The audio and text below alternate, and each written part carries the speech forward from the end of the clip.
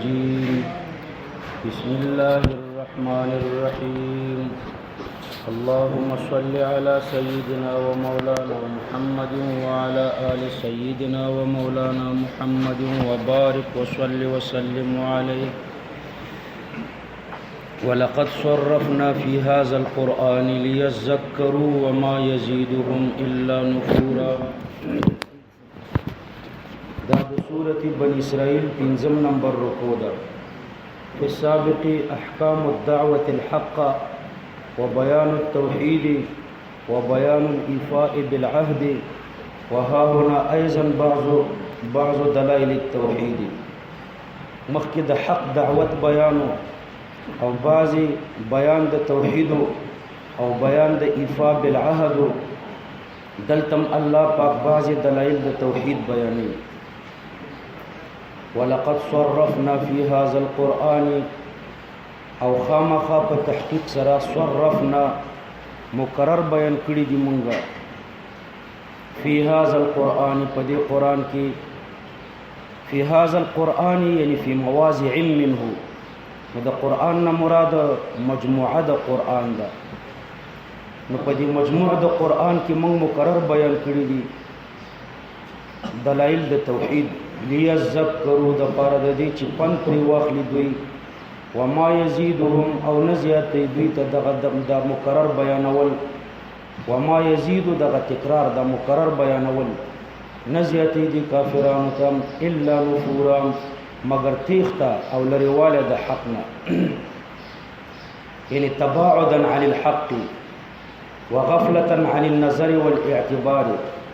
څومره چې الله پاک په تکرار باندې آیتونه بیان کړي دوی هماغومره د حق نه لرې کېږي او غافله کېږي. قل لو کان معه آلهة الله پاک فرمایي ته دوی ته ووایه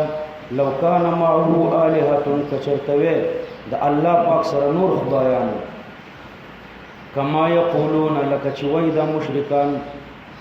اذن نو هلته به خامخا اذن نو هلته به لبتغوا خامخا دوی لټولې وې الی ذی العرش خاوند د عرش ته سبیلا لاره د ورتللو دپاره د جنګ. نو لو کان معه آلهة کما یقولون دا مقدم دی اذن لبتغوا الی ذی العرش سبیلا دی تالی دی لكن التالي باطل فالمقدم مثله دا برهان التمانع ده. نو کنور خدایان وې نو د الله پاک سره به جنگ کړی وي. ذل عرش یعنی خاوند د عرش ته به لاره د ورتللو لټولې وي د پاره د جنگ. سبحانه پاکی د الله یعنی سبحوا سبحانه پاکی بیان کوي پاکی د الله. وتعالى ډیر پورته دی عما د هغه څه نه یقولون چې وایي د کافران علوا کبیرا په ډیر لوی والی سره علوا په ډیر لوی والی سره. علوا مصدر دی من غیر فعله د تعالی د پاره لکه انبتکم من الارض نباتا یعنی انباتا. تسبح له السماوات السبع تسبیح وی د الله د پاره و اسمانونه والارض او زمکه د الله د پاره تسبیح وی ومن فيهن او اغسوک چې په دې ځمکه او په دې اسمانونو کې دي دوی د الله تسبیح وایي. تسبیح تاسو مولا حسن کې وایي څلور قسمه ده قولی حالی فعلی اعتقادي. نو څوک قولی تسبیح وایي څوک حالی تسبیح وایي څوک فعلی تسبیح وایي څوک اعتقادي تسبیح وایي. وان من شيء او نشته د هیڅ څوک د دې مخلوقاتونه الا يسبح بحمده مگر تسبیح وایي بحمده سره د ثنا د الله نه. ولکن لا تفقهون تسبیحهم مگر تاسو نه پوهیږئ د هغوی په تسبیح باندې. په تسبیح قالی موږ نه پوهیږو په دې تسبیح حالی او فعلی باندې پوهیږو چې ځکه چې دا ممکنات دي او د ممکن تسبیح حالی او قول فعلی دا ده په ژبه د حال داسې وایي هر ممکن چې زما وجود او عدم دواړه یو برابر اوس زما وجود ته ترجیح ورکړی شوې ده که مرجح نه دا ترجیح بلا مرجح ده او مرجح بل ممکن نشي کېدی ممتنع نشي کېدی نو مرجح به واجبي او واجب دې ته وایي چې د ټولو نقصاناتو نه پاکي بس دا د ټولو تسبیح حالي ده. ولكن لا تفقهون تسبيحهم فتسبيح قالي تاسو نه پوهیږئ خالی تسبیم دوی وي ځکه د هغوی لغت بدل دی انه بشک دغه الله پاک کان دی حلیما د ډیر تحمل والا او غفورا ډیر بخښونکی لمن تابا واذا قرأت القرآن او کله چې لولې ته اے محمد صلی الله علیه وسلم قرآن جعلنا نګرځو مونږه بینک په مابین ستا کې وبین الذین لا یؤمنون بالآخرة او په مابین د هغې کسانو کې چې هغوی ایمان په آخرت باندې نه لري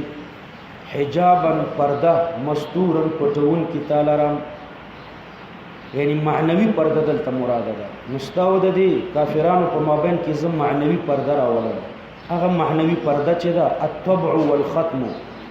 هغه د دوی په زړونو چې کوم مهر لګېدلی دی دغه معنوي پرده ده د هغې طبعي او د دې ختم په وجه باندې دوی په لطایفو د قرآن باندې نه پوهېږي وجعلنا او ګرځوم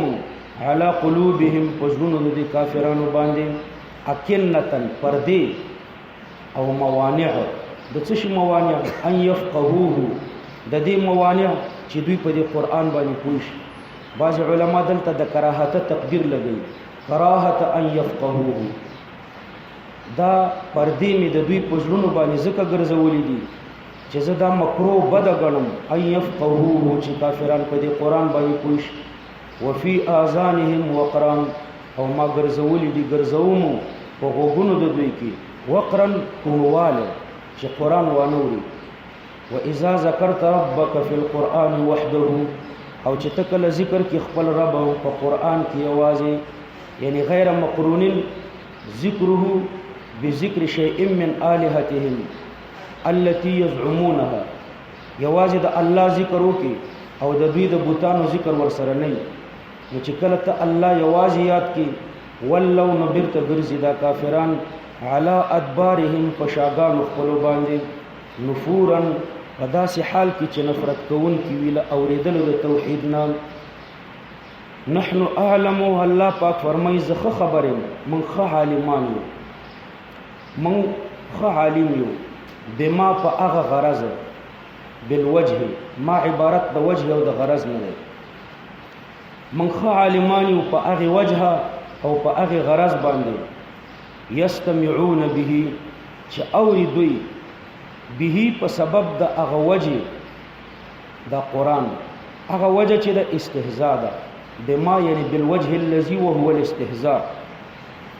من ښه عالمان یو په هغې وجه او په هغې غرض چې هغه استهزاء ده یستمعون به چې اوري دوی قرآن په سبب د هغې وجه باندې یعنی دوی قرآن استهزاء او تکذیبا اوري اذ یستمعون الیکم دا منصوب دی په اعلما نحن اعلم اذ من په هغې وخت هم عالمان یو یعنی اعلم وقت استماعهم اذ یستمعون یعنی وقت استماعهم کله چې غوږ دی دوی تا ته نو په دغې وخت هم موږ عالمان یو واذ هم نجوا او کله چې دوی مشورې او پټې خبرې کوي نو په دې موږ عالمان یو اذ یقول الظالمون کله چې وایي ظالمان للصحابه صحابه ته وایي ان تتبعون ایها المسلمون چې تاسو پیروي نه کوئ اے مسلمانانو الا رجلا مگر د یو سړي مسحورا چې جادو پرې شوی دی نو تاسو د داسې سړي تابعداري کوئ چې جادو پرې شوی دی الله پاک په دوی انکار وکړو چې په پیغمبر علیه السلام جادو نه دی شوی اوس د کافرانو دا خبره چې تاسو د داسې سړي پیروي کوئ چې په هغه جادو شوی دی نو د آیات نه خدا معلومیږي چې د دوی په دې کلام الله رد کوي یعنی په پیغمبر علیه السلام جادو نه دی شوی نو نفي د جادو مراده ده الله پاک مقصد نفي د جادو دی او په اخره سپاره کې په اخرو دواړو صورتونو کې د جادو ذکر راغلی دی په پیغمبر علیه السلام خو جادو شوی سحر پرې شوی نو د کافرانو دا خبره څه فی الجمله رښتیا غوندې ښکاري چې په پیغمبر علیه السلام جادو شوی دا صورت خو مکی دی او په پیغمبر علیه السلام چې جادو شوی نو په مدینه منوره کې شوی دوی یو قسم جادو یادولو دا دوی چې کوم جادو یادوي داسې جادو په پیغمبر علیه السلام نه و شوی د دوی مطلب دا دی چې تاسو پیروي نه کوئ اے مسلمانانو الا رجلا مگر د داسې یو سړي مسحورا چې جادو پرې شوی دی او د جادو په وجه لیونی شوی دی ګډې وډې وایي نو د دوی مقصد سخت جادو چې د جادو په وجه باندې پیغمبر علیه السلام لیونی شي او ګډي وډي ووایي. نو داسې جادو په پیغمبر علیه السلام باندې نو شوی. په پیغمبر علیه السلام چې په مدینه منوره کې کم سحر شوی و، عارضي سحر او معمولی سحر. عارضي او معمولی دا غي اثر صرف دومره چې په دنیوي کارونو کې به رسول الله صلی الله علیه وسلم باندې کله کله هیر راتله. یو څو ورځې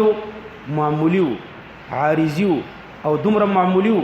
چې د دین په امور کې اثر نه وکړي، صرف د دنیا په معاملاتو کې وکړه کله په پیغمبر علیه السلام هیر راتله. هغه د یو څو ورځې د پاره چې دا دواړه سورتین الله پاک نازل کړ، قل اعوذ برب الفلق او قل اعوذ برب الناس، نو د هغه اثر هم ختم شو. نو دوی یو قسم جادو یادې. او په پیغمبر علیه السلام چې کوم جادو شوی او هغه عارضي او معمولی و.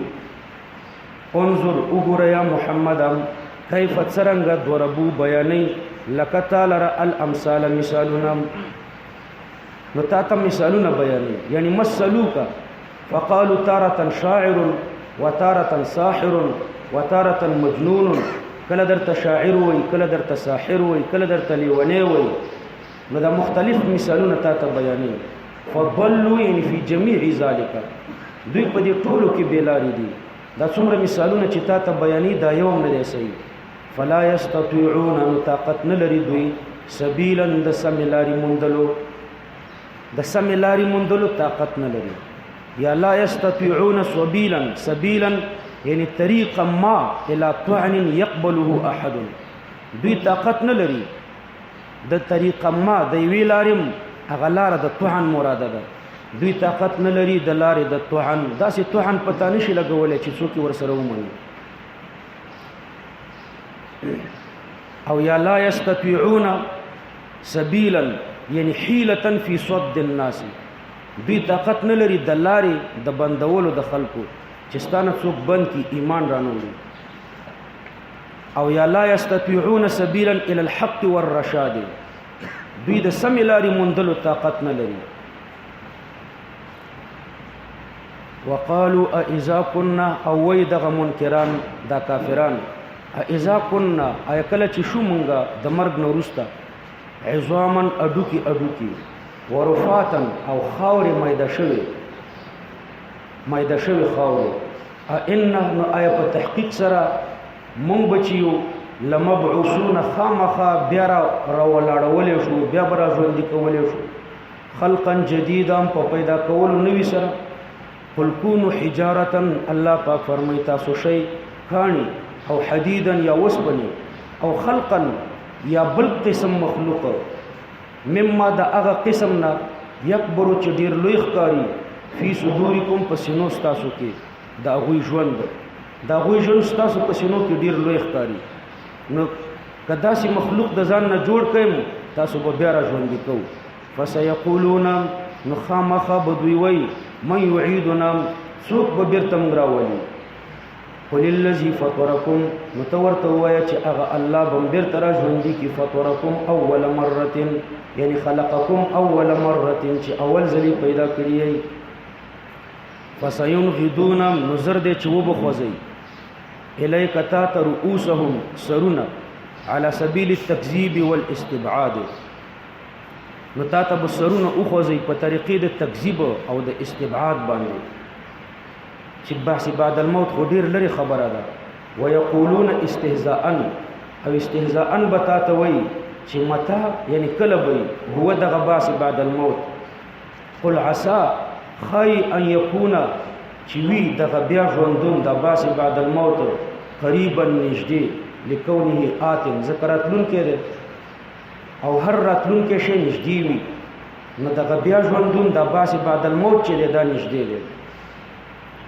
یوم یدعوکم، دا بدل دی د قریبا. عسى ان یکون یوم یدعوکم، خی چې وی دغه بحث بعد الموت یوم په هغه ورځ کې یدعوکم چې وببولی راوببلی تاسو الله پاک حساب ته. فتستجیبون، نو قبول بکئ تاسو فعلا دا دعوت د الله به تاسو فعلا قبول کړئ. حساب میدان ته براش بحمده، په دې حال کې چې ثنا ویونکي به د الله پاک. وتظنون او تاسو بګمان کوئ الا بستم الا قليلا چې تاسو وخت نه دی تیر کړی په دنیا کې الا قليلا مگر ډیر لګم. وقل لعبادي مخکې بیان د توحید او د تنزیه د الله، دلتم دلائل د توحید الله پاک بیانوي. وقل لعبادي الله پاک فرمای توایا زما بندگانو ته، د عبادین کفار مراد دي. وجه دا ده چې دلته مقصود دعوت ده کفارو ته، نو توایا کافرانو ته. وقل لعبادي یعنی الکفار زما د بندگانو نه. وقل لعبادي يقول التي هي احسن چې دوی دې نیک وینا کوي. نو یو احتمال پکې دا ده، راجح احتمال دا ده چې لعبادین مؤمنان مراد دي. وقل لعبادي توایا زما مؤمنو بندگانو ته. مؤمن بندگان چې دعوت چلی نو د دعوت طریقه ورته وخایا. نو وایا زما مؤمنو بندگانو ته. یقول دا ضمیر کفار ته راځي چې دوی دی وایي کفار ته التي یعنی الکلمه التي هغه کلمه هي احسن چې هغه ډېره ښکلې وي، لطیفه او رقیقه وي، په نرمه طریقه باندې دعوت دی وچلی. نو په دې دعوت کې د سخته لهجه نه استعمالي، ځکه چې بیا د هغوی زړه متنفر کېږي. ان الشیطان بشک شیطان چې دی ینزغ بینهم دشمنی اچي د دوی په مابین کې. که سخته لهجه باندې دعوت ورکي نو بیا شیطان ستاسو د هغوی په مابین کې دشمنی اچي، نو هغه دعوت بیا په هغوی اثر نه کوي. ان الشیطان کان للانسان عدوا مبینا بشک شیطان چې دی کان دی للانسان د پاره د انسان عدوا مبینا دشمن مبینا یعنی بین العداوت خپل عداوت ښکارا کړی دی. ربکم اعلم بكم بعض علما فرمایي چې دا د التي هي احسنو د پاره بیان دی. یقول الکلمه التي هي احسن هغه کلمه چې احسن ده هغه کلمه داسې ده چې کافر ته په دعوت کې داسې وایي. ربکم اعلم بكم ستاسو رب پتا سو ښه عالم دی. ان یشاء يرحمکم کله الله اراده وشي پتا سو برحم وکي بان يوفقکم للایمان. رحم دا دی چې تاسو ته په توفیق د ایمان درکړي. او ان یشاء او کله الله اراده وشي يعذبکم تاسو ته به عذاب درکړي، یعنی یمیتکم علی الکفر فیعذبکم پام دې کفر بمړ کی او تاسو ته به عذاب درکړي. نو بس دغه کلمه حسنه ده، دا نرمه طریقه ده. په دې طریقه باندې کافر ته دعوت ورکوا. وما ارسلناک علیهم وکیلا او ته ما نه لېږلې په دوی باندې ذمہوار. نو په سخته لهجه چې ته دعوت چلوي د دې مطلب خو دی چې ته د دوی ذمہوار خفه کېږي، غصه درځي چې دوی ولې ایمان نه راوړي. نو ته د دوی ذمہوار نه یې، ایمان راوړي که نه راوړي ته ذمہوار نه یې. وربک اعلم بمن فی السماوات والارض ستا رب ښه عالم دی په هغه چا باندې چې په علویاتو کې دی. وهو الملائکه والارض او چې په سفلویاتو کې دي عناصر اربعه وما ترکب منها څلور عناصر او دا درې موالید حیوان معدن او نبات چې دا د عناصر اربعه نه مرکب دي. ولقد فضلنا بعض النبيين على بعض او خامخا په تحقیق سره ما فضیلت ورکړی دی بعضی پیغمبرانو ته على بعض په بعض نور باندې. یعنی پیغمبر علیه السلام ته الله پاک فرمایي چې تا ته ما په نورو پیغمبرانو فضیلت درکړی دی. پکار دی چې ته ستا حلم زیات وي، نو په سخته لهجه دوی ته دعوت ونه چلی چې د دوی زړه تور شي، او پکار دی چې ته صبر وکړې. وآتینا داود زبورا او ما ورکړیو داود علیه السلام ته زبور. تخصیص د زبوري ځکه کړی دی چې په زبور کې دوه شیان د هدایت لپاره، یو جهاد او بل آسماني کتاب چې زبور. نو قرآن کې هم دا دوه شیان دي د خلکو د هدایت لپاره، قرآن او جهاد. نو د دواړو مناسبت زیاتو، لدی وجنه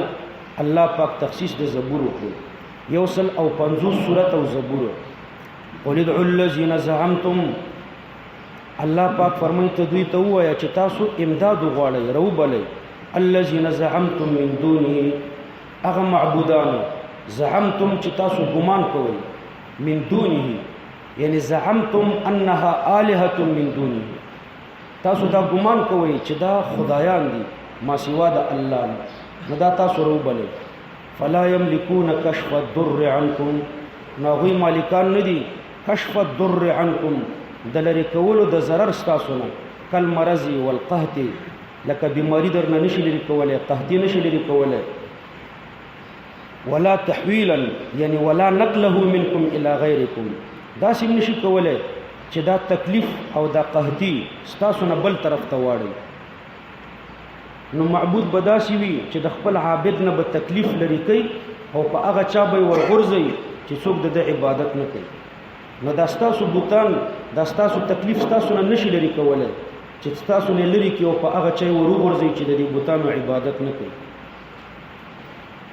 نو ولا تحویلا یعنی ولا نقله منکم الى غیرکم ستاسو نه بل چاته نقلولی هم نشي دا تکلیف اولئک الذین یدعون اولئک دغه معبودانو دلته د دې معبودانو نه عزیر علیه السلام او عیسی علیه السلام او ملائکه مراد دي اولئک دغه معبودانو چې دا يهودي عبادت کوي لکه د عزیر علیه السلام نصارى عبادت کوي لکه د عیسی علیه السلام او مشرکان عبادت کوي لکه د الملائکه بنات الله دوی وي نو دغه معبودان د خ معبودان چې دا پیغمبران دی او اولیاء دي د بوتان نه اولئک دغه معبودان او د پیغمبران الذين دا اغدي يدعون چې عبادت کوي کفار اولئک الذين يدعون دغه معبودان اغدي يدعون ضمیر کفار تراجه دي چې عبادت کوي کفار يبتغون الى ربهم الوسيله نو د یبتغون ضمیر به دی اولئک تراجه کوي د يدعون ضمیر هم کفار تراجه کوي کنه اولئک دغه معبودان چې دي الذين دا اغدي يدعون چې عبادت کوي د کفار يدعونهم چې کفار عبادت کوي نو د يدعون ضمیر کفار تراجه یبتغون دا خبر د پاره د اولئک ده او د یبتغون ضمیر راجی کوي چاته راجی کوي دی اولئک ته دی معبودانو ته لټي د معبودانو الى ربهم الوسيله خپل رب ته الوسيله قربت خپل رب ته نږدېواله لټي دا ستاسو معبودان خپل رب ته نږدېواله لټي ايهم چې کوم یو لدوینه اقرب ډیر نږدې دی الله ته چې کوم یو لدوینه ډیر نږدې دی الله ته نو خپل رب ته نږدېواله لټي چې کوم یو لدوینه ډیر نږدې دی الله ته ويرجون رحمته او امید لري د رحمت دغه الله ويخافون عذابه او دوی ویریږي د الله د عذاب نام نو چې د معبودان په دې حالت باندې دي نو تاسو د دوی عبادت ولې کوئ ولې د الله عبادت نه کوئ تاسو د معبودانو دغه حالت دی چې الله ته قرب لټي او د الله د رحمت امید لري او د الله د عذاب نه ویریږي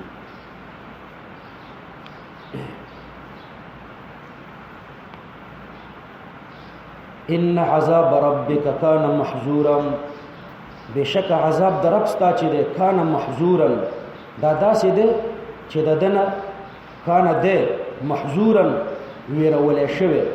محذورا ترسنده ویریدل نو عذاب ویریدل ده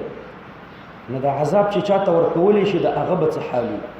و ان من قريه په دې کې نور احتمالات هم شته خو بس دا څه احتمال چې دا ما درته ذکر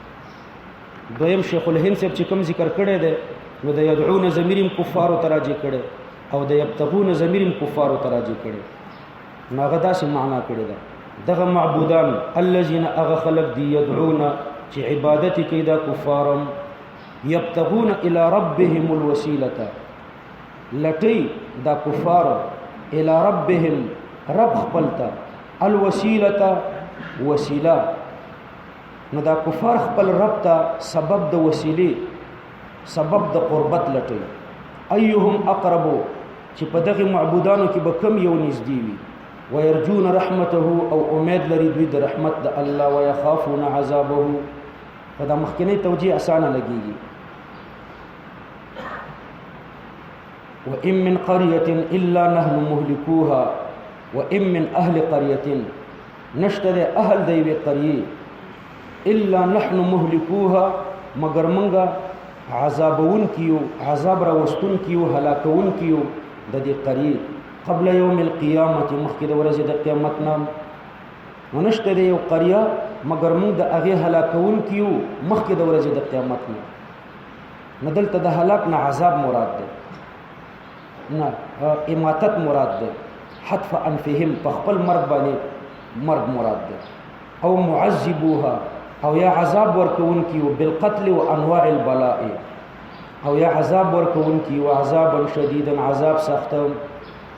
نو یا د قیامت نه مخکې په خپل مرګ مړ کو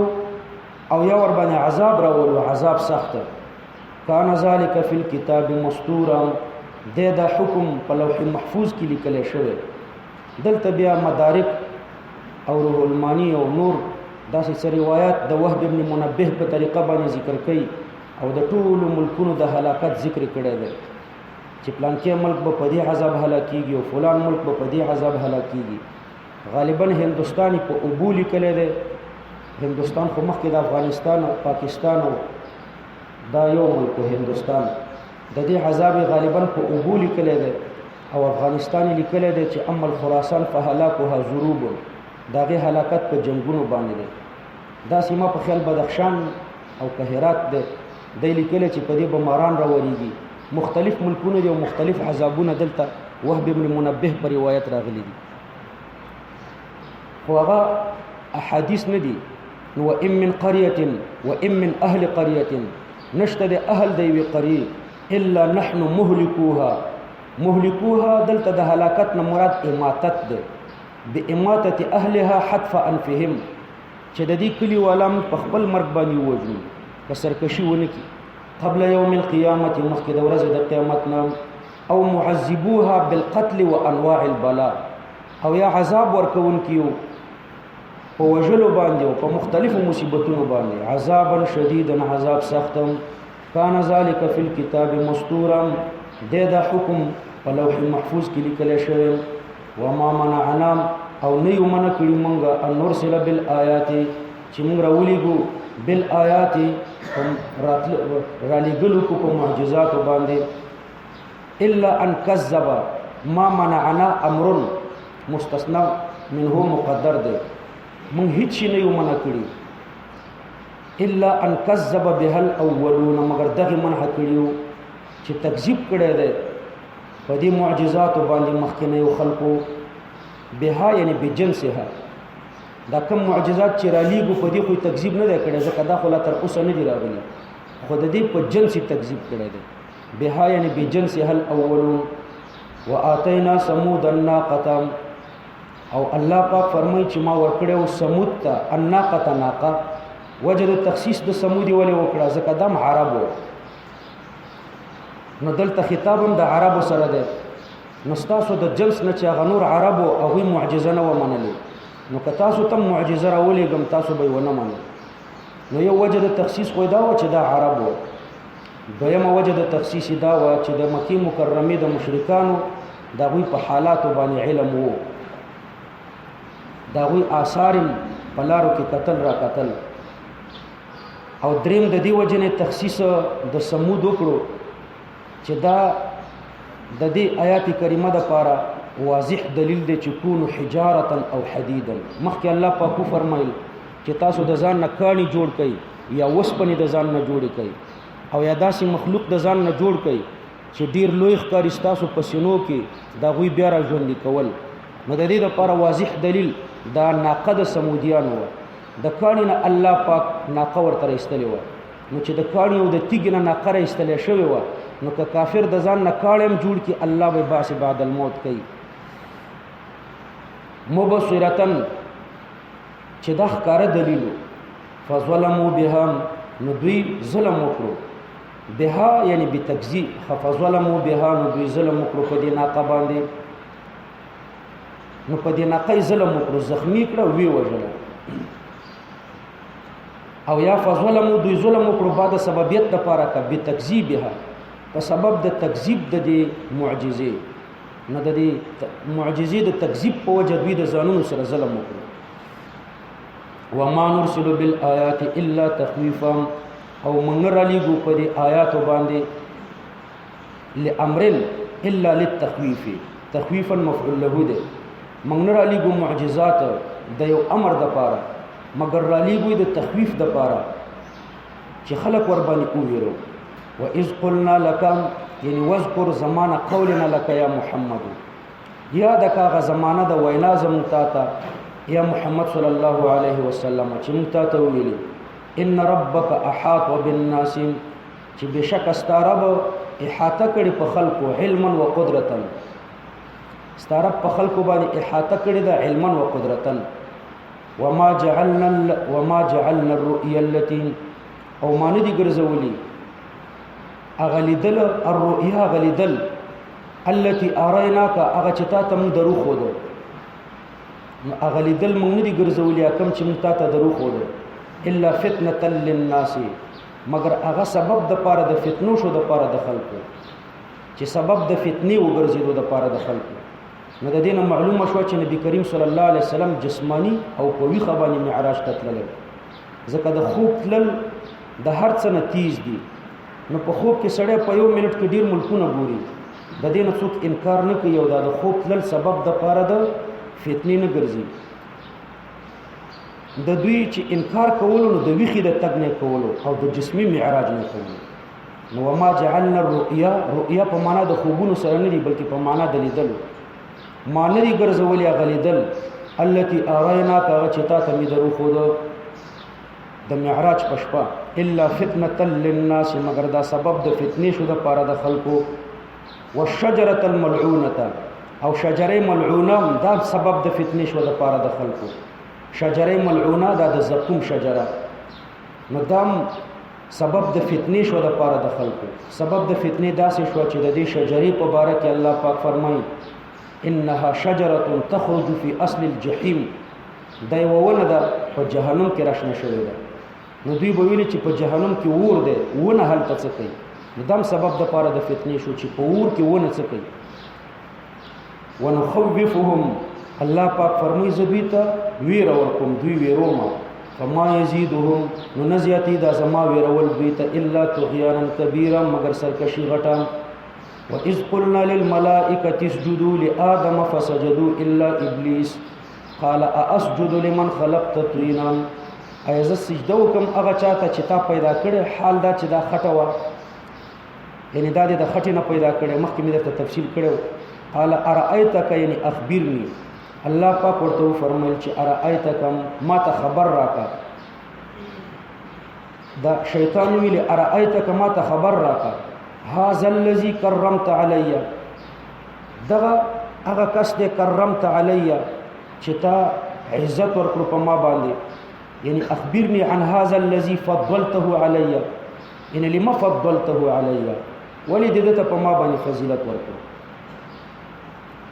لئن اخرتني الى يوم القيامه، قسم دې خامخا په تحقیق سره کزه ته ورسته کړم، ما ته د عمر راکړو تر ورځې د قیامت پورې، د اسرافیل علیه السلام تر 2 شپېلې پورې. لاحتنکن ذریته،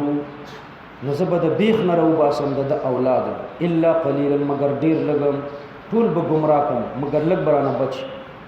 قال اذهب، دلته مراد تخلیه ده، یعنی زه ته او زما مخلوق دا مې سره پرېښودی. فمن تبعک منهم، هغه څوک چې ستا پیروي وکړي زما د دې مخلوق نه. فإن جهنم جزاؤكم، بشک جهنم ستاسو جزا ده، جزاء موفورا، جزا مکمله. واستفزز من استطاعتم، واستفزز او اخذوا من هغه څوک استطاعت چې طاقت دې رسیږي په هغه باندې، په غږ خپل سره، بصوتک په خپل आवाज باندې، یعنی بدعائک الی معصیت الله، هغه ستا پر بلنه باندې د الله ګوند د الله د معصیت طرف ته. نو واستفزز اخذوا من هغه څوک استطاعت چې طاقت رسیږي ستا، من استطاعت منهم یعنی بهم چې په هغه باندې ستا طاقت رسیږي، بصوتک په خپل आवाज باندې، یعنی بدعائک الی معصیت الله. بعض علما فرمایي چې د صوت نه مراد صوت المزامیر دی، دا د ډولونو، سورنیو او د غناروا سندرو په دې باندې بستره بلا. واجلب علیهم،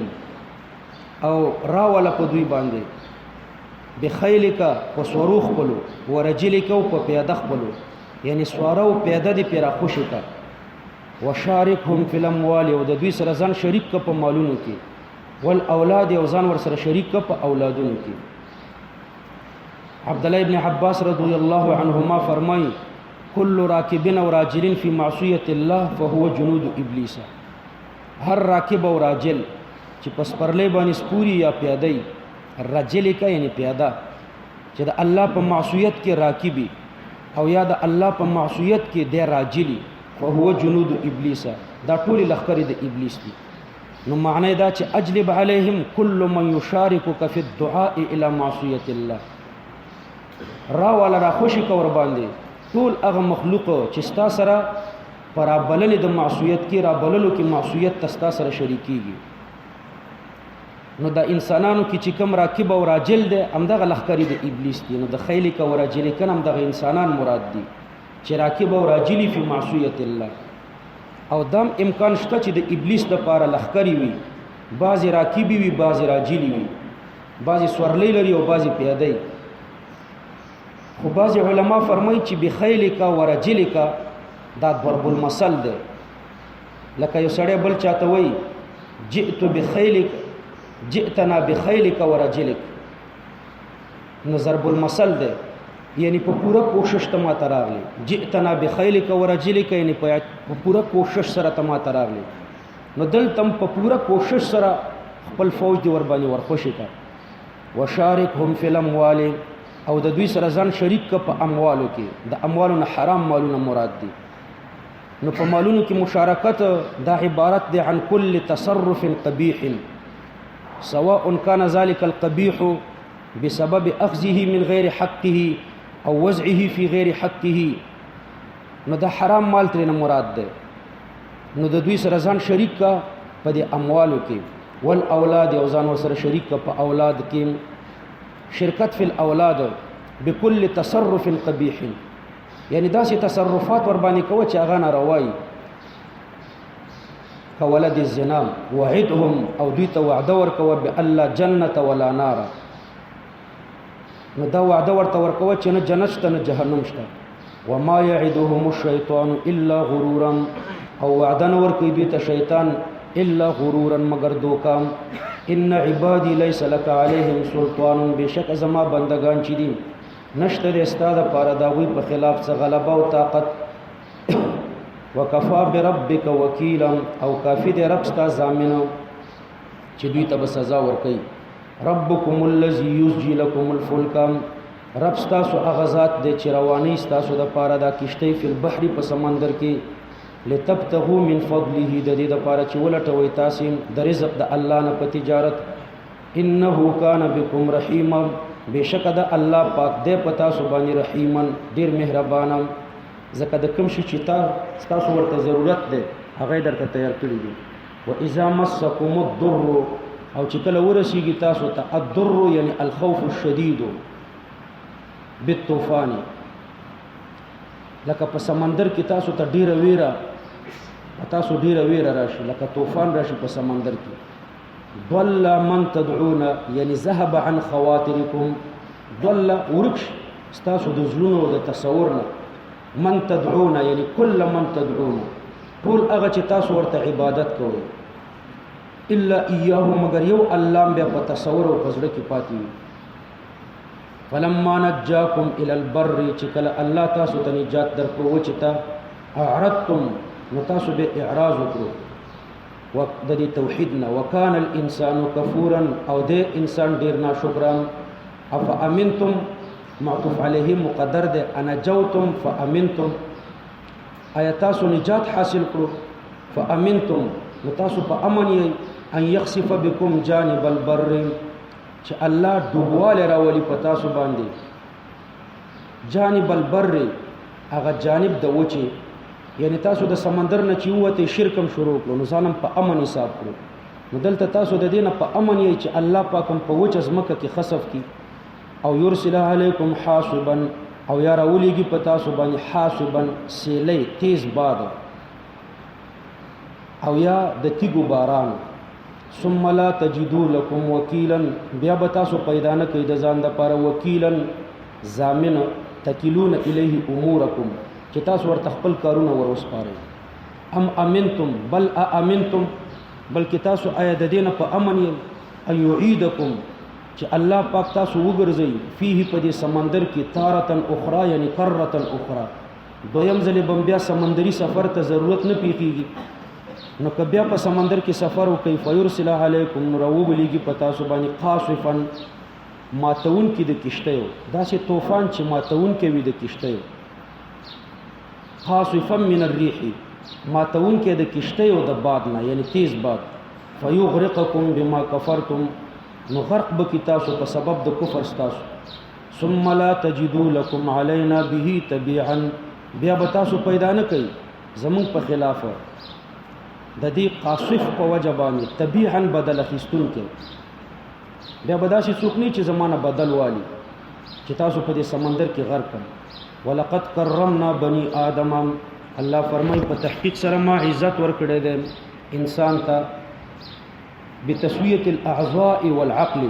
اندامونه می ورته پوره پیدا کړی دي او عقل می انسان ته ورکړی دی وحملناهم او دوی می بار کړی دي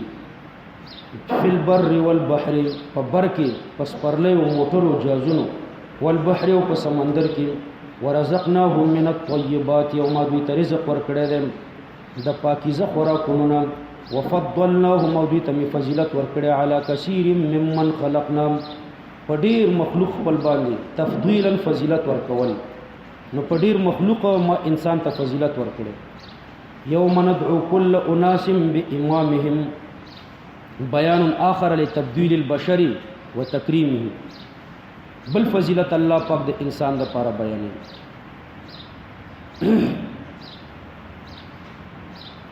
یوم ندعو فهغه ورځ اذكر یوم ندعو یاد که هغه ورځ ندعو کل اناس چې موږ به راوبلو ټول مخلوق بامامهم سره د مشر د دوی نو چا چې د چا عبادت کړی دی نو هر امت به د خپل مشر سره زره وغواړم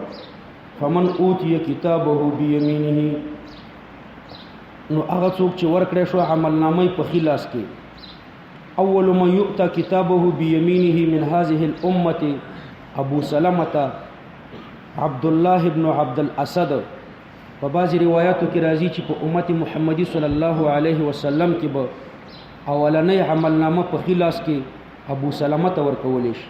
چې عبد الله ابن عبد الاسد نومېږي او په چپ لاس کې به اولنۍ عملنامه د ضرور ته ورکول شي چې اسود نومېږي فمن اوتی کتابه بیمینه فاولئک یقرؤون کتابهم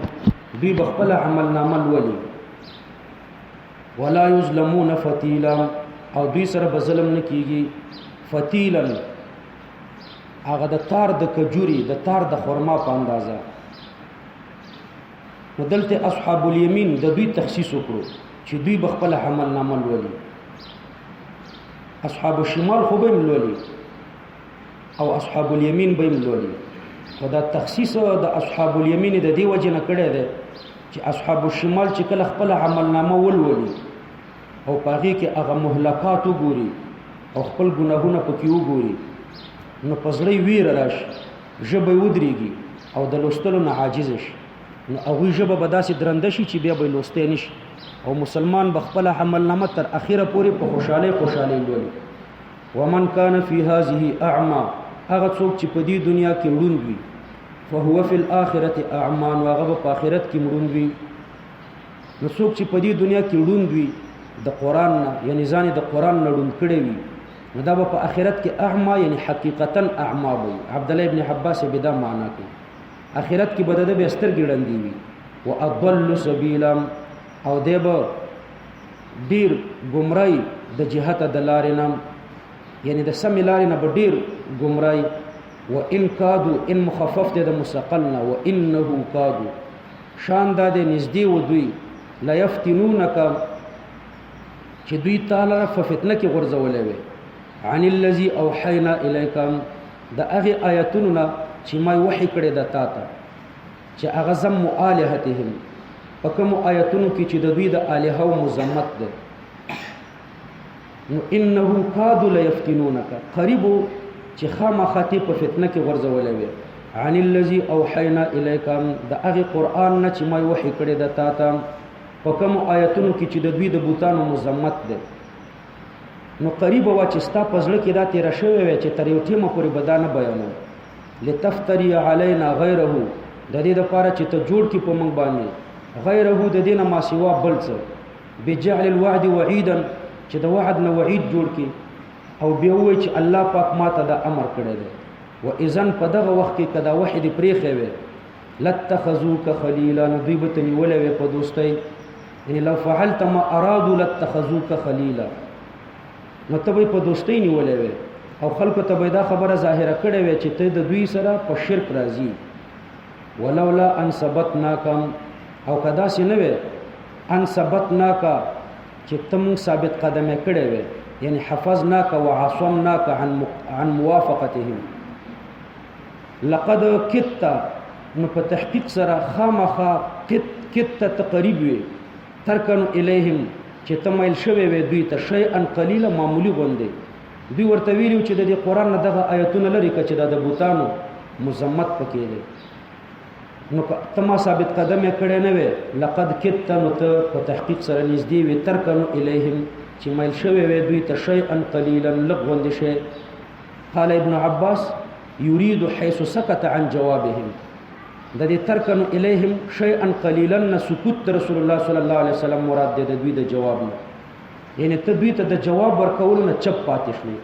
دا چپ پاتې کېدل د دې نه الله پاک تعبیر په ترکنو په دې میلان باندې وکړو. نورې میلان نه راغلی چې دا آیتونه د قرآن نه لرې کړي، خو دوی چې دا مطالبه وکړه پیغمبر علیه السلام جواب ورنه کړو. دا جواب نه ورکول داسې دی لکه دوی ته میلان کول. یعنی په کار دی چې تال ته ورته جواب ورکړی وی چې دا خو د الله کتاب دی، زما په اختیار کې نه دی. اذا لأذقناک، نو که ته دوی ته میل شوی وی نو خامخا به تا ته ما څکلی وی ضعف الحیات، دو چنده د ژوند، یعنی دو چنده عذاب د ژوند، و ضعف الممات، او دو چنده عذاب د مرګ. ثم لا تجد لك علينا، بیا به ته پیدا نه کړې د ځان دپاره زموږ په خلاف نصیرا امدادي. و ان کادو، او بېشکه و انه کادو، ان مخفف دی د مثقل نه، شان دا دی قریب و دوی، لیستفزونک، یعنی لیحرکونک، چې وخوځوي تا په خپل مکر باندې، من الارض د ځمکې نه. استفزاز خوځولو ته وایي چې وخوځوي تا په خپل مکر او فریب باندې د ځمکې نه، یعنی تا د ځمکې نه وشړي د مکې مکرمې نه.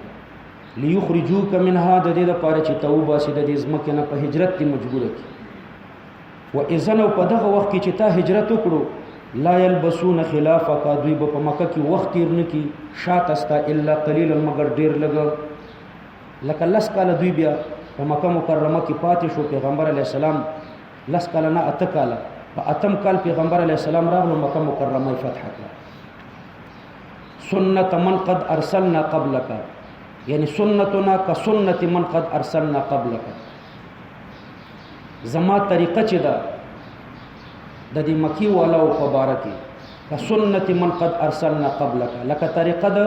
هغه چا ده چې ما لیږلي ستانه مخکې،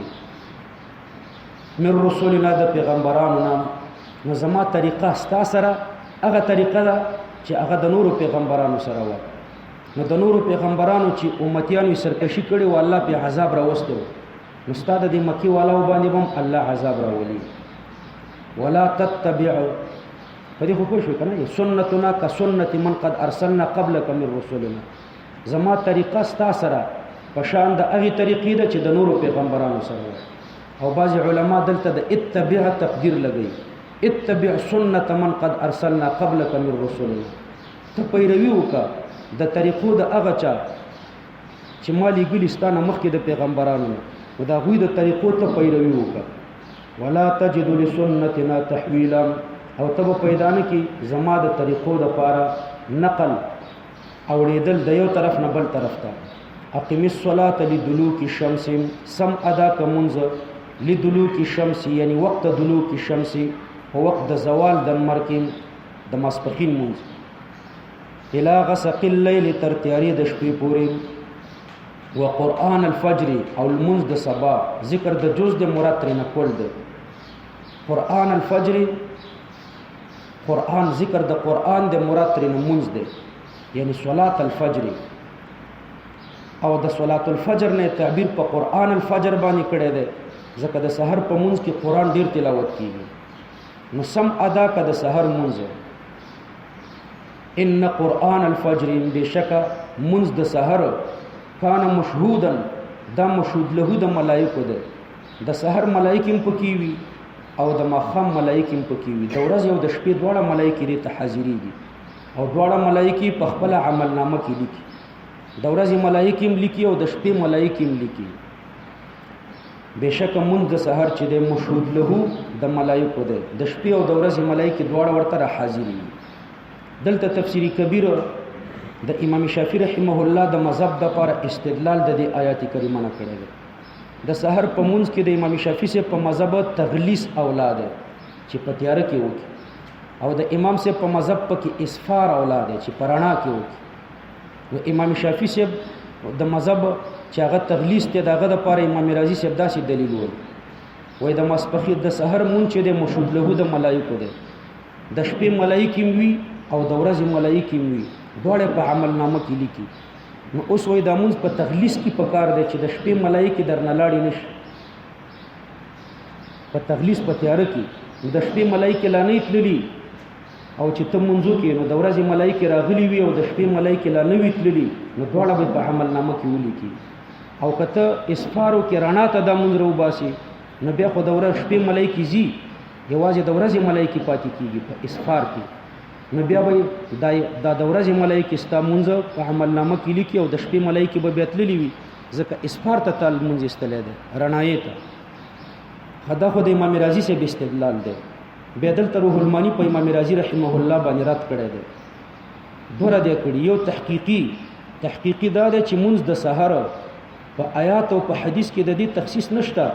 چې دا په تغلیس کې مشهود له د ملائکه ده او په اسفار کې مشهود له د ملائکه نه ده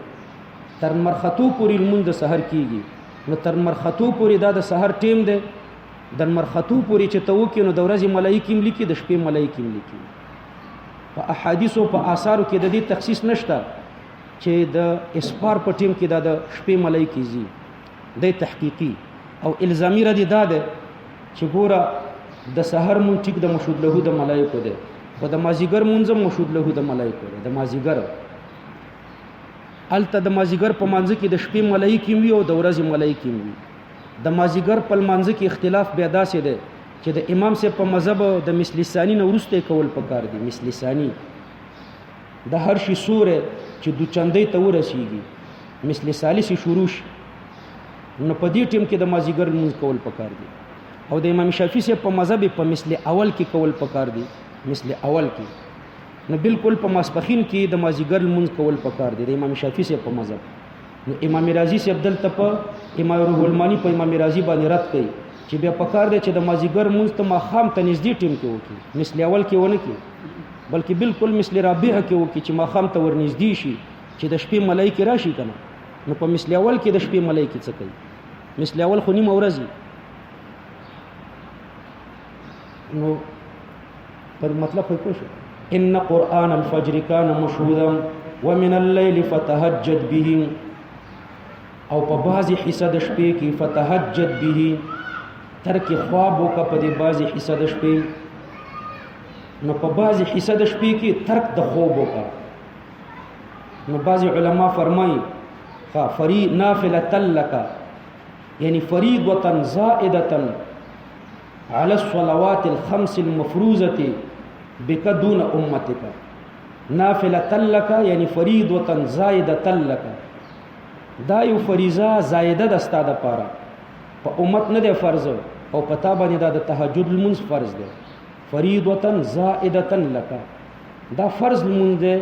او استاده لپاره زائد دی یعنی استاده لپاره د شپږم المنز دی او په امت نه دی فرض نو بعض علما فرمایي چې په پیغمبر علی السلام باندې تهجد فرض او په امت باندې نه دی فرض او بعض علما وایي چې په پیغمبر علی السلام هم نو فرض نو نافله لك د دین عامه معنا خلی چې دا ستاده لپاره نفل دی خود پیغمبر علی السلام په جانب کې ډیر مؤکد دی او د امت په جانب کې دومره مؤکد نه دی عسى ان يبعثك ربك امید ده قریب ده ان يبعثك ربك چې را پورته کی تا رب ستا مقاما محمودا مقام محمود تا مقاما محمودا مقام محمود چې ده دا مقام د شفاعت کبرا ده او دې ته محمود د دی وجنوي يحمده الاولون والآخرون ورستنی او مخکینی خلق د دې حمد وي او دا به یو کس ته ورکول کیږي نو پیغمبر علی السلام فرمایي چې زه امید لرم چې هغه یو کس بزیم تواضعاً پیغمبر علی السلام دا ویلي کني دا یقینو چې امدا یو کس به پیغمبر صلی الله علیه وسلم وقل ربي ادخلني مدخل صدق تویا چې ای زما رب ما داخل کا مدخل صدق ادخلني في المدينه مدخل صدق یعنی ادخال صدق داخل ول رشتنی واخرجني یعنی من المکه مخرج صدق یعنی اخراج صدق یا اخرجني من الدنيا اخراج صدق پرشتنی وستلو باندې ما د دنیا نو باسه واجعل لي من لدنك وغرزو زما د پاره د خپل جانب نه سلطانا غلبا نصيرا امداد کړي شوی وقل جاء الحق او توه چراغ الاسلام یا قرآن یا جهاد وزهق الباطل او لاړو شرک او یا شیطان ان الباطل كان زهوقا بشک باطل چې دین دا دیور کیدون کې وننزل من القرآن من القرآن یعنی من جنس القرآن نازلو مونږه د جنس د قرآن ما هو شفاء او یا من د تبعیض د پاره ده وننزل بعض القرآن بعض آیتونه د قرآن داسې دي چې شفاء و رحمت للمؤمنین لیکن اوله معنا اولاده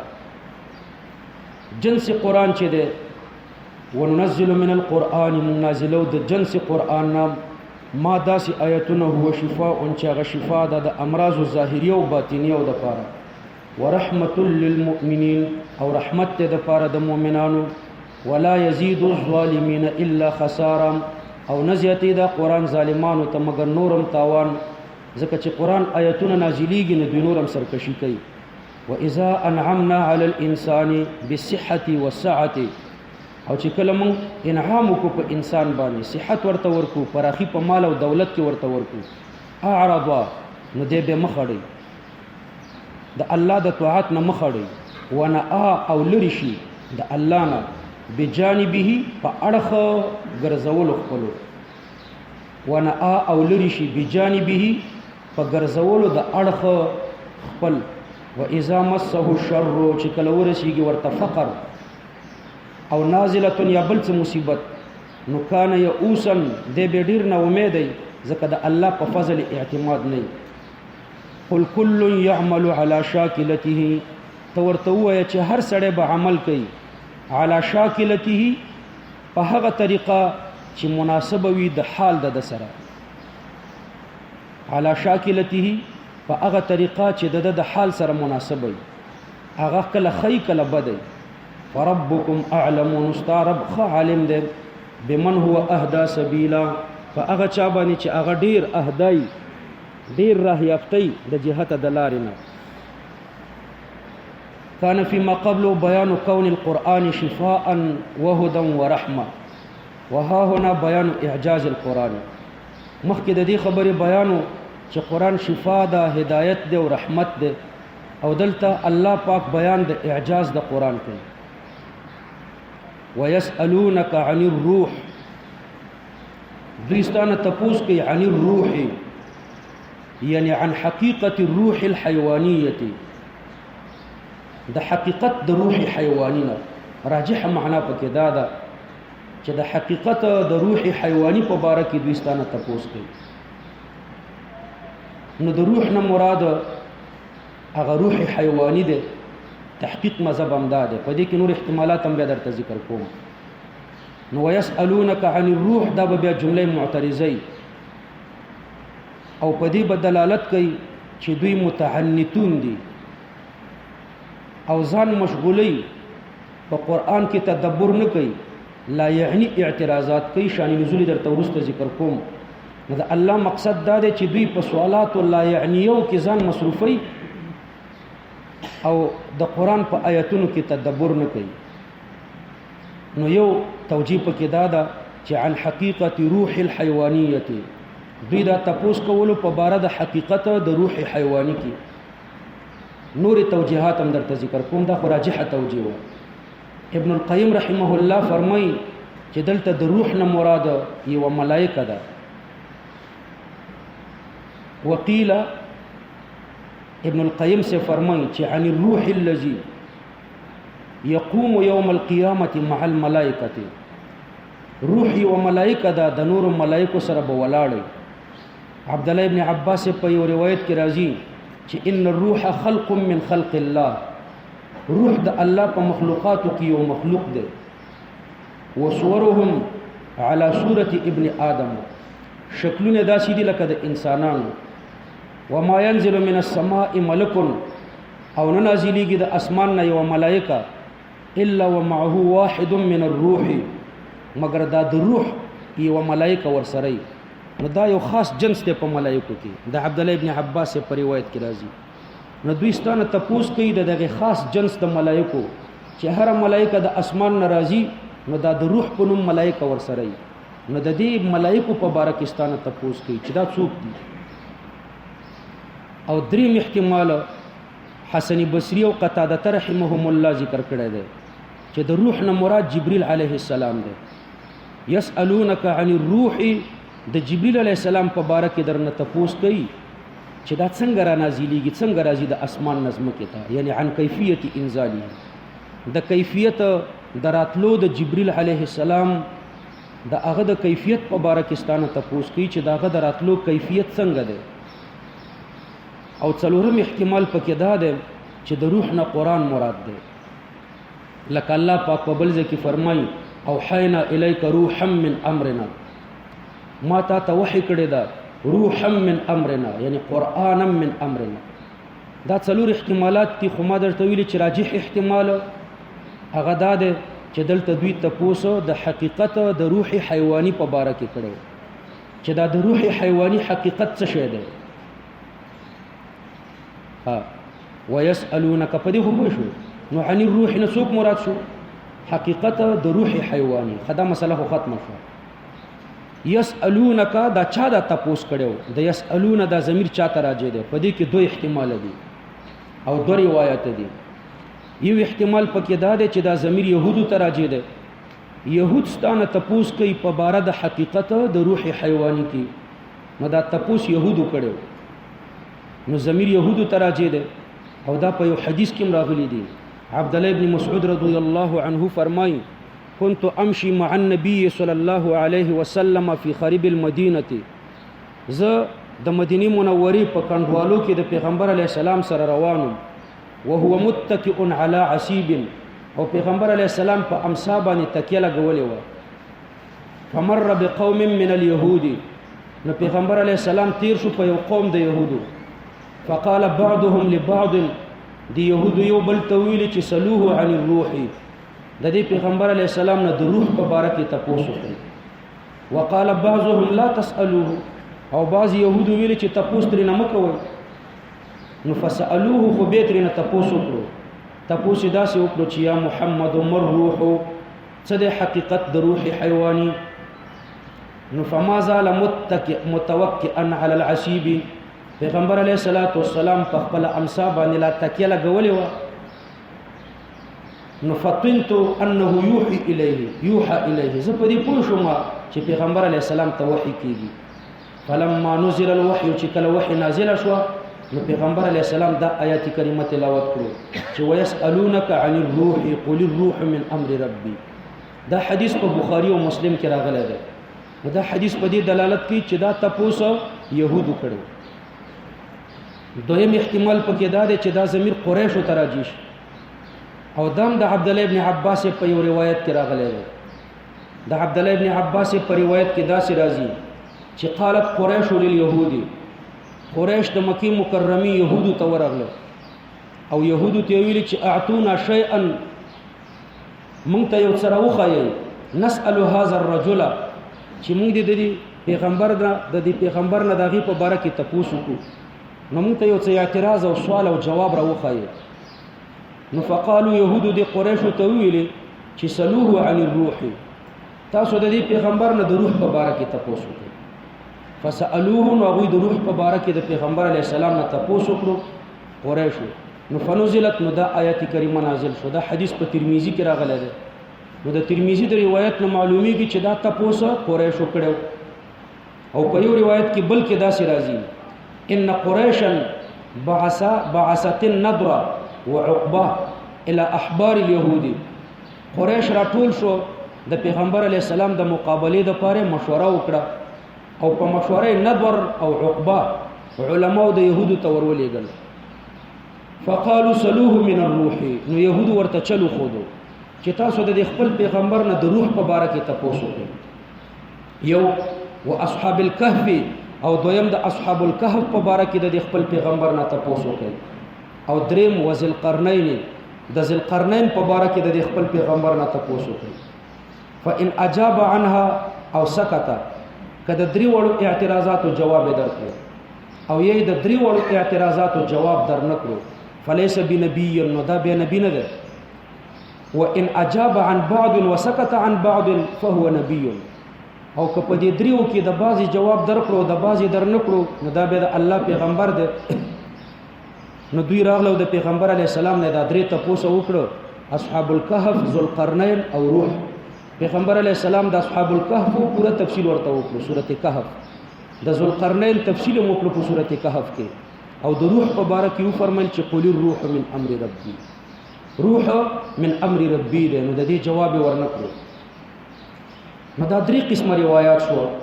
د دوی په مابین کې تطبیق دا ده چې دا يسألونك عن الروح دا بزل نازل شوی دی. یو ځل په مکه کې د قریشو د جواب د پاره او یو ځل په مدینه کې د يهودو د جواب د پاره. نو يهودم دا سوال کړو قریشم کړو. الله پاک دو ځله د آیات نازل کړي. نو المتکرر نزوله ويسألونك عن الروح. دویستانه تپوس کوي په باره د حقیقت د روح حیواني کې. قل الروح وزد ظاهر په زید مضمر کې الله پاک کړی دا داسې ونه ویل چې قل هي لکمال الاعتناء بشانه د پاره د کمال اهتمام او پشان د روح دا ډیر مهتم بشان شی دی. نو الله ځکه وزد ظاهر په زید مضمر وکړه. نو دا روح چې دی من امر ربي من د تبعیض د پاره دی او امر دا په معنا د شان دی. امر کله مفرد د اوامر وي په معنا د فرمودن سره راځي او کله مفرد د امور وي نو په معنا د شان او د اشیاء سره. قل الروح من امر ربي دا د شان د رب زمانه ده او اضافت د امر د رب ته د اختصاص علمی د پاره ده. قل الروح من امر ربي یعنی من شان ربي دا د شان د رب زمانه ده. اضافت د امر رب ته د څه د پاره شو د اختصاص علمی د پاره یعنی د دې علم د الله پورې خاص ده د اختصاص ایجادي د پاره نه ده. یعنی د دې علم د الله پورې خاص ده دا د اسرار خفیه نه ده. د انسان عقل ورته نشي رسیدي ځکه چې وما اوتیتم من العلم الا قليلا. تاسو ته نه درکړې شوی د علم نه مگر ډیر لږ. نو تاسو دا لږ علم د حقیقت د روح حیواني پورې نشي متعلق کېده. نو هاذا ترک للبیان. په دې تقدیر کې دا ترک د بیان شو. پیغمبر علی السلام جواب ورنکړو په مسله خو پوه شو. قل الروح ته ورته وایي چې دا روح چې ده من بعض ده د هغې شیوناتونه چې د هغوی اختصاص علمي ده زما تر ربه پورې. بعض ده د هغه شیوناتونه چې د هغوی اختصاص علمي ده د هغوی علم خاص ده زما تر ربه پورې بل چاته د هغې علم نشته. نو د دې مطلب دا شو چې پیغمبر علیه السلام لا علمي پکې ښکاره کړه چې ما ته پته نشته. دا د انسانانو د عقل نه وتلې مسله ده د روح تفصیل.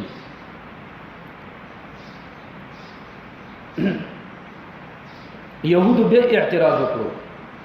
چې کیف تقولو کیف ذالک دا د روح حقیقت به څنګه د دې علم خاص دی زمونږ تر ربه پورې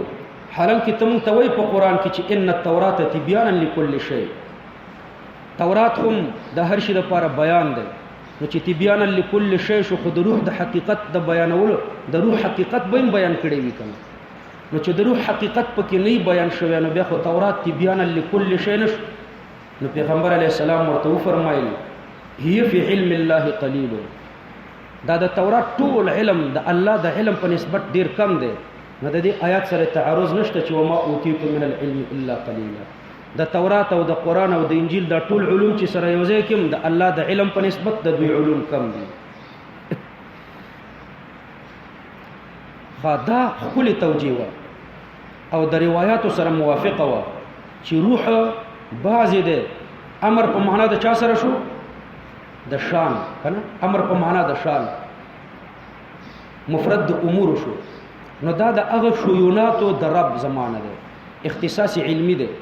یعنی د هغه شیوناتو نه ده چې دا غي علم زما تر رب پورې خاص ده خو شو دویمه توجیه امر مفرد د اوامرو کا دلته خو په اوله توجیه کې امر مفرد د امور کړو په معنا د شان دویمه دا ده چې امر مفرد د اوامرو کا په معنا د کونه نو سوال به د حقیقت د روح نه نو اجمالی جواب ورته وشو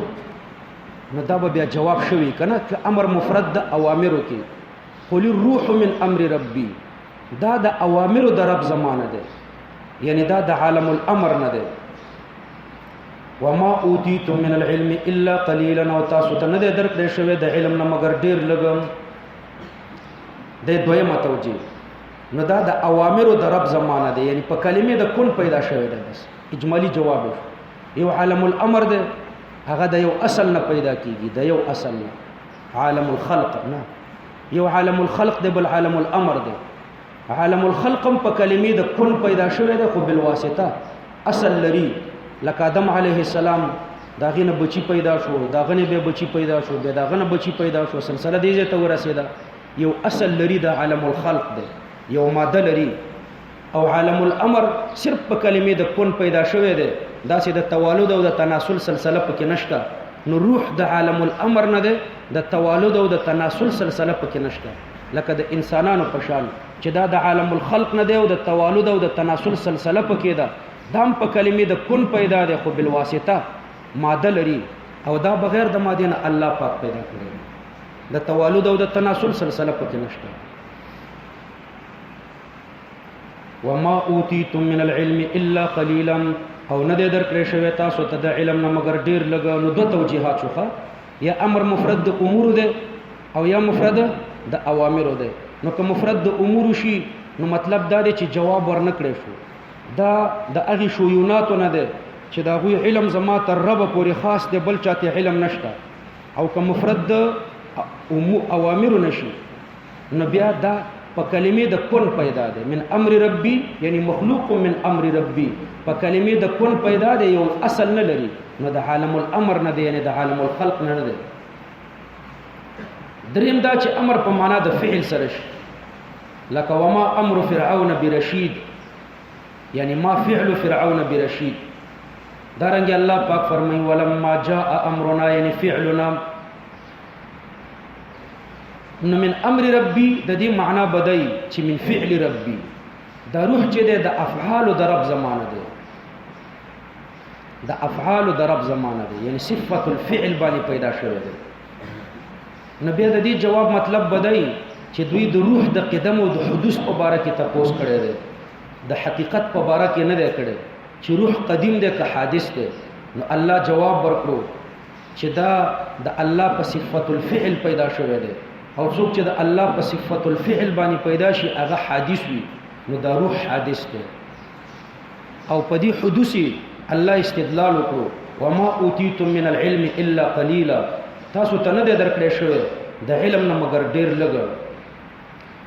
نو دای د حدوث استدلال دی استدلال داسې دی چې روح په مبدا الفطرت کې د علوم او د معارف نه خالی دی لږ علم ورته الله ورکړي اول خالی وي او بیا پکې الله لږ علوم او معارف کې دي نو دا د یو حالت نه بل حالت ته پکې تغییر راځي وما اوتیتم من العلم الا قليلا لږ علم پکې راځي تغییر پکې راځي او چې پچا کې تغییر راځي هغه حادث وي نو دا روح حادث دی نو دا به دویم استدلال شي دا به استدلال شي په دې خبره چې روح حادث دی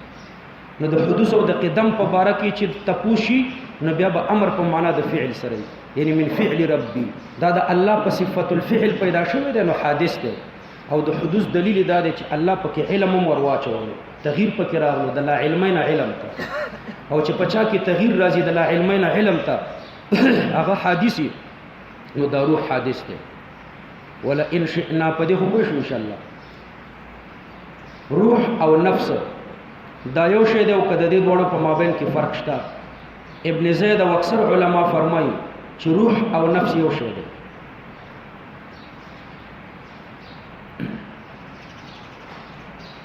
او ابن حبیب هغه فرمایي داسې بعض نور علما فرمایي چې د روح او د نفس په مابین کې فرق دی. روح چې د النفس المتردد فی الانسان دغه تنفس دی چې دا وزي روزي نو دغه ته روح وایي. او نفس چې د امر غیر ذالک د دینه ما سوا یو بل شی دی. لها یدان ورجلان ورأس وعینان. نفس چې د دوه لاسونه لري، دوه پښې لري، سر لري، سترګې لري. تل تل تل تل تل خوند خلی وتتألم تتلذ وتتألم وتفرح وتحزن وهي التي تتوفى في المنام. دا په خوب کې وزي وتخرج چکر لګي وتسرى او خوبونه ګوري. نو بعض علما وایي چې د روح او د نفس په مابین کې فرق دی. او با ابن زید او اکثر علما فرمایي چې روح او نفس یو شی دی. ولا ان شئنا لنذهبن بالذين. ابن القیم او صوفیه کرام فرمایي چې د روح او د نفس په مابین کې اتحاد ذاتی دی. النفس هي الاصل في الانسان. اصل کې چې الله پاک انسان پیدا کی نو نفس پکې واچي. چې نفس پکې واچي بیا انسان شروع شي ریاضت، مجاهدات، ذکر او فکر شروع کی. نو چې ذکر او فکر شروع کی د دې نفس نه روح جوړ شي، بیا نور ترقی وکي. دا روح بیا سر من اسرار الله شي، د الله په اسرارو کې یو سر شي. نو اول نفسي بیا د ریاضات او د مجاهدو په وجه روح ترې نه جوړ شي، بیا د نور ریاضات او د مجاهدو په وجه سر ترې نه جوړ شي. نو دوی وایي چې د نفس د پاره مراتب دي، څلور مراتب، څلور مراتب صوفیه کرام ورته ذکر کوي. اول کې الله پاک چې انسان پیدا کوي نو نفس پکې واچي. اوس مرید هغه ریاضت شروع کی. ریاضت دا دی چې تهذیب الظاهر، اول تهذیب د ظاهرو کې خپل ظاهر د شریعت سره برابر کی. دویم بیا تهذیب الباطن، خراب اخلاق د ځان نه لري کی. درېمه مرتبه کې بیا تحلی النفس بالصور القدسیه، او څلورمه مرتبه کې بیا فناؤها عن ذاتها، د خپل ځان نه فانی او ملاحظه د جلال د رب العالمین شروع کی. نو صوفیه کرام وایي چې دې کې اتحاد ذاتی دی. روح مړ کېږي که نه مړ کېږي؟ بعضې علما فرمایي چې روح مړ کېږي. ځکه تاسو واورېده چې بعضې علما د روح او د نفس په مابین کې اتحاد وایي. او د نفس په باره کې الله پاک فرمایي کل نفس ذائقة الموت، هر نفس سکونکی د مرګ دی. نو چې هر نفس سکونکی د مرګ دی نو روح به مړ کېږي. او د روح مرګ دا دی چې د بدن نه جدا شي. او صحیح قول دا دی چې روح نه مړ کېږي. للاحاديث الدالة على تنعيمها وتعذيبها بعد المفارقة الى ان يرجعها الله الى الجسد. په ډیرو احادیثو کې دا راغلي دي چې دی روح ته الله نعمتونه او عذابونه ورکوي تر هغه چې الله پاکي جسد ته واپس کی. لیکن تطبیق پکې علما کوي که د موت او د مرګ نه دغه معنا واخلي چې د بدن نه جدا کیږي نو په دې معنا باندې روح مړ کیږي. ځکه یو سکند یو دو سکند یو منټ د بدن نه جدا شي او واپس ور سره تعلق پیدا شي. او کچرته د مرګ نه عدم مراد شي نو په دې معنا باندې بیا نه مړ کیږي. مستقر د ارواح روحونه په کوم ځای کې وي؟ نو د کافرانو په سجین کې وي، او د حیواناتو په هوا کې وي، او د مسلمانانو مختلف دي. د پیغمبرانو په اعلی علیین کې دي. پیغمبر علیہ السلام اخیری کلمه په ژبه دار اغلا اللهم الرفیق الاعلى. د شهیدانو په جنت کې دي او د نور مسلمانانو په جنت کې دي. او وهب ابن منبه سے فرمایي چې د نور مسلمانانو په وم اسمان کې دي. وم اسمان کې یو بنگله ده هغه ته البيضاء وایي، په هغه کې د مسلمانانو روحونه را جمع کیږي. ولئن شئنا لنذهبن بالذي اوحينا اليك. الله پاک فرمایي کوم اراده وکړو لنذهبن بالذي نو موږ به بوتللو کو په هغه قران باندې او حینا الیک چې داغه وحی کو مونږ ته یعنی لأوزلن القرآن من القلوب والمصاحف دا قرآن به موږ د خلکو د زړونو نم لري کو او د دې مصاحف نه به لري کو ثم لا تجد لك به علينا وکیلا بیا به ته پیدا نه کې د ځان د پاره به پراوړلو د دې قرآن زمون په خلاف وکیلا کم ضامن دا چې ضامن به بیانې چې تا ته قرآن را واپس کی الا رحمتا من ربک دا استثناء منقطع ده د لنذهبننا که موږ اراده وکړو دا قرآن به ختم کو د زړونو د قاریانو نه به لري کو او د دې پاڼو نه به لري کو لكن رحمتا من ربک لیکن د الله رحمت ده چې نه لري کوي د چا د زړونو نه نو باسي او د دې مصاحف نه نه لري کوي د الله رحمت ده چې نه لري کوي نو استثناء منقطع ده د اغه لنذهبننا او یا استثناء منقطع کا د لا تجد لك به علينا وکیلا د دین استثناء کا یعنی مطلب دا ده چې کله دا قران موږ د قاریانو د زړونو لري کو او د دې مصاحف نه لري کو بیا به ته ضامن د استرداد پیدا نه کی ضامن د استرداد دا چې څوک ضامن بني چې تا تیرا واپس لكن رحمتا من ربک د الله رحمت ده لكن رحمتا من ربک د الله رحمت ده چې تا ته در پریخه ده چې پریخه ده نه لري کوي نو تدې ته اوس ضرورت نه لري چې وکیل پیدا کړي د استرداد لپاره نو د استرداد او د را واپس کولو د وکیل لپاره د ضرورت نشته ولی نشته ځکه الله نه لري کوي په خپل رحمت نه لري کوي نو فالآیه ظاهره في ان مشیه الذهاب غیر متحققه لكن رحمتا من ربک په دې دلالت کوي چې الله دې ته اراده نه کړي چې دا قران د قاریانو د زړونو نه لري کی او د دې مصاحف نه لري کی دې ته اراده نه کړي نو د الله رحمت دې چې نه لري کی حالانکه احادیث په دې دلالت کوي چې دا به ورځ ختم شي پیغمبر علیه الصلاۃ والسلام فرمایي یسری علی کتاب الله د شپې به بوتللو شي د الله په کتاب یو شپه به داسې راشي چې د قاریانو د زړونو نه به قران اوزي او د دې کاغذونو نه به قران اوزي ختم بشي فلا يبقى في الارض منه آیه فزمکی په سر به یو آیات هم پاتې نشي ويبقى الشيخ الكبير والعجوز یو بوډا سړی به یو بوډۍ خزه به یقولون غوی به وای چې ادرکنا ابانا على هذه الكلمه مونږ خپل پلرونه او نیکونه په لا اله الا الله مندلې دي نو مونږ وایو او نور به په حقیقت نه پوهیږي قران به د ځمکې نور کښوي او عبد الله ابن مسعود رضی الله عنه فرمایي سيرفع القرآن من المصاحف والصدور قرآن کریم به د مصاحف نم اوزي او د خلقو د سینو نه بم اوزي لكن رحمتا من ربک په دې دلالت کوي چې دا لئن شئنا لنذهبن دا مشیت د ذهاب متحقق نه ده او احادیث په دې دلالت کوي چې مشیت د ذهاب متحقق ده تاسو ورته جواب ورکړئ چې لكن رحمتا من ربک دا مطلب نه ده چې د الله رحمت دې در باندې نو دا قران نه ختمي د ځمکې نه وړي د دې مطلب دا ده دا ابقاء صرف ابقاء پکې راغلی ده ابقاء مستلزمه استمرار لره نه ده لكن رحمتا من ربک دا الله رحمت دې چې باقی پرې خېده خدا بقا مستلزمه استمرار لره نه ده دا مطلب نه چې در همیشه پوری به باقی پرې خوي قیامت ته نږدې به الله اوچت کی او لكن رحمتا من ربک د دې مطلب دا دی چې د قرب القیامت پوری الله نه ختمي د قرب القیامت پوری ان فضله كان عليك كبيرا بشک فضل د الله پاک پتا باندې ډیر غټ دی ومنه انزال القرآن د الله په فضل کې یو فضل دام دی چې پته قرآن نازل کړی دی قل ان اجتمعت الجن والانس تورته وایا چې کچر تر جمع شي انسانان او پیریان على ان ياتوا بمثل هذا القرآن پدې باندې چې دوی راتللو کې په مثل د قرآن لا ياتون بمثله نو دوی راتللو نه کې په مثل د قرآن ولو كان بعضهم لبعض ظهيرا اگر چې بعضی د دوی د بعض نور د پاره ظهيرا یعنی معینا امدادیان شي ولقد صرفنا للناس او په تحقیق سره صرفنا یعنی کررنا موږ مکرر کړو په مختلفو طریقو باندې مفعول به دلته حذف ده ولقد صرفنا للناس البيان من مقرر کړو خلقو ته بیان د توحید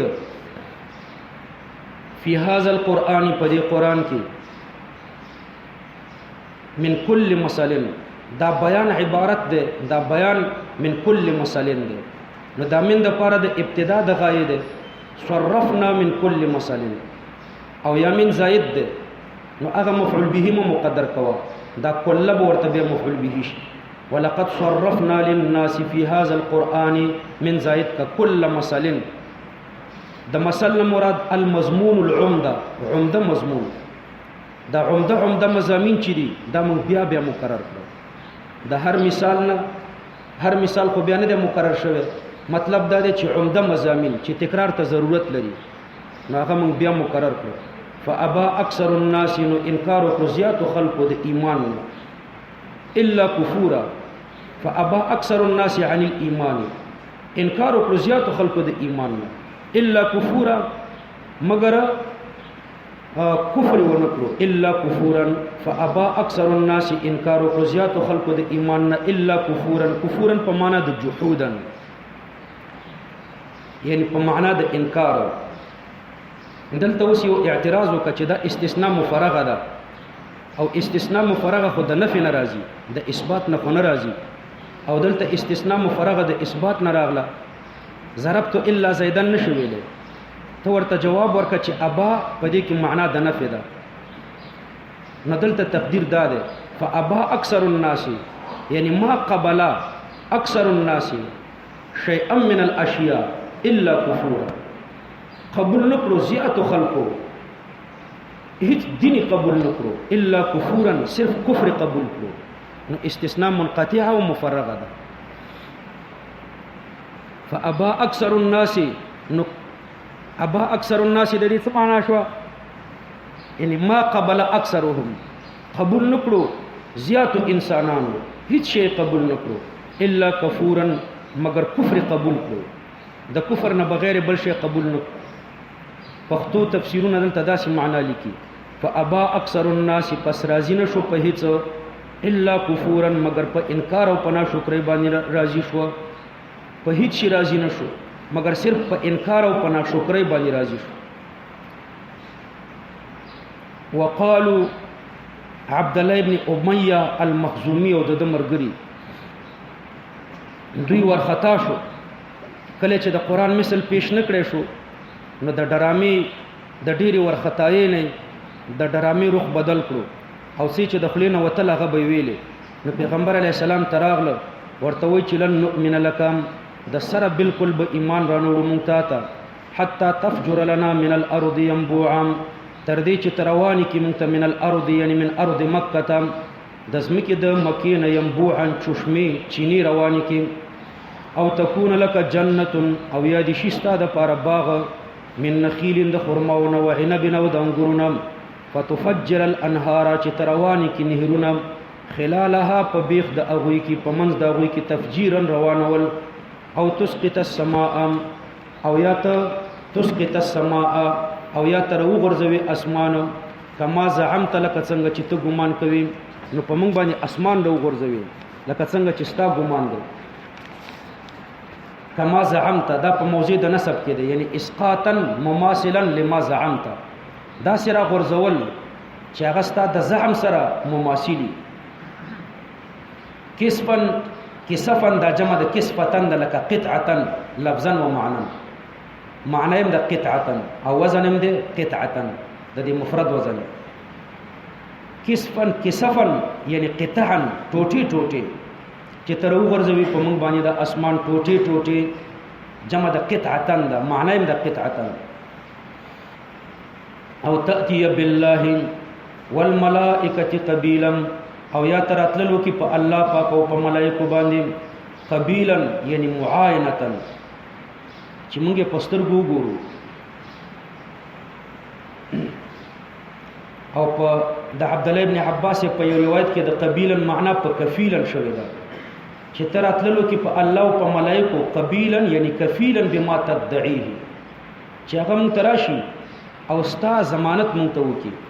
چې زه ضامنم چې دا زما پیغمبر دی او دا زما کتاب دی نو عبد الله ابن عباس د قبیلا معنا په کفیلا باندې کوي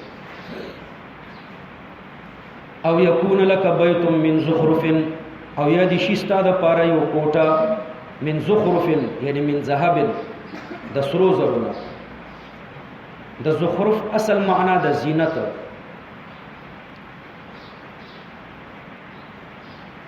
ها ستا د پاره د کوټه د سرو زرونه شي، اصلي معنی زینت دی، خو د سرو زرو په وجه باندې زینت راځي. او ترقى في السماء او یا دي توخیږي فی السماء یعنی فی معارج السماء په پوړیو د اسمان کې. ولن نؤمن لرقیکم او موږ به ایمان رانوړو لرقیک لام د اجلیت لپاره ده، یعنی من اجل رقیک لوجه د خطل واستانه کته موږ ګورو چې پسترګو اسمان ته وختې نو بیا ایمان راوړو. حتی تنزل علینا کتابا تر دې چې تنازل کی په موږ باندې کتاب دغه زنم ته خط راوړي نقرأه چې موږ ولولو او پاغي کې خط کې لیکلي وي چې د الله د طرف نه په طرف د ابو جهل چې په پیغمبر علی السلام باندې ایمان راوړه دا زما پیغمبر دی. قل تعجبا تتعجبا ورته وایا سبحان ربي پاکی د رب زما یعنی اسبح سبحان ربي ز پاکی بیانوم پاکی د رب خپل. هل كنت یعنی ما انا زنیم الا بشر الرسول مگر بشرم او رسولا من سائر الرسل د نورو پیغمبرانو د جنس نه یم. نو نورو پیغمبرانو خپل قوم ته فرمایشي معجزې نشو راوړل، نو زم څه فرمایشي معجزې خو د خپل ځان نه نشم راښکاره کولی چې الله پاک زما په لاس باندې اظهار دی وی معجزې ونه کی، نو زه خو د خپل ځان نه کوم معجزه نشم راوړی. شاه ولی الله دهلوی رحمه الله فرمایي چې په معجزه کې د پیغمبر خلق خو اسنم نشته، کسب د پیغمبر هم پکې نشته، او دارنګي کرامت هم ده. کرامت چې د ولی په لاس باندې ظاهریږي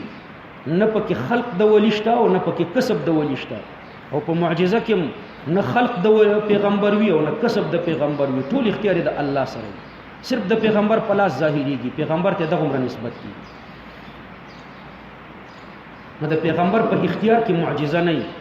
او د ولی په اختیار کې کرامت نه. البته کله کله داسې پیخیږي چې ولی او نبی په خپل خوارق باندې مطمئنی، کله کله سړی مطمئنی، نو دا اطمینان جدا مسله ده او اختیار جدا مسله ده. لکه ګوره اوس موږ مطمئن یو کنه، تاسو یو پسړه کې بم دانه تیریږي چې ما خامرو جماعت بنه خورو، مطمئن یو چې ما خامرو ډوډۍ خورو، خدا د ډوډۍ خوراک زمونږ او تاسو په اختیار کې نه ده. امکان لري چې مازیګرم الله پاک رانه روح واخلي، خو مطمئن یو، زړم داسې مطمئن دی، وجدان ته چې رجوع وکړي زړم مطمئن دی کنه. نو کله ولی داسې په خپل کرامت مطمئنی، نور په اختیار ده کې نه. وما منع الناس ان يؤمنوا او څه شي منع کړي دي انسانان ان يؤمنوا، دا مفعول د پاره د منع ده، څه شي منع کړي انسانان د ایمان نه. اذ جاءهم الهدى دا ظرف د پاره د منع ده، کله چې راغلو دوی ته هدایت، الا ان قالوا دا فاعل د پاره د منع ده، مگر دغه منع کړي دي چې دوی ویلې ابعث الله بشر الرسول، ایله ګل د الله پاک رسولا